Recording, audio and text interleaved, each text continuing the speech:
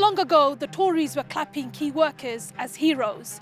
Now, they're abandoning them in the face of the cost of living crisis. Nurses are having to resort to using food banks, and frontline workers are having to make a choice between heating their homes and feeding their families. As workers fight back against all this, the Tories have launched a huge attack on a right to strike, one of the few ways left that workers can win a fair deal. This anti-trade union legislation introduced by the Tories attacks the fundamental democratic rights of hard-working men and women, and that's the right to strike. Under this bill, workers who have successfully voted for strike action can be forced against their will to go into work.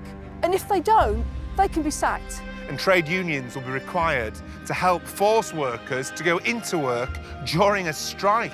And if trade unions don't do that, they can face massive fines. This bill will give Westminster power to override trade union legislation passed by the devolved nations. This reactionary bill is no one-off.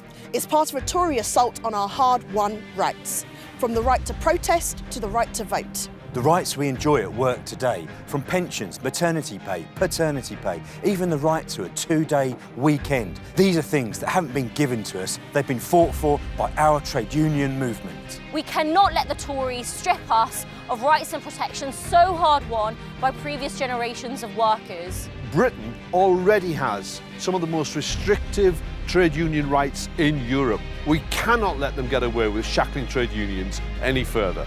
We won't let workers be made to pay for a crisis that they did not create. If this bill is passed, Labour in government will repeal it. But it's vital we do everything now to make sure it doesn't become a law. Together, we can defeat this legislation and protect the rights and the dignity of all workers.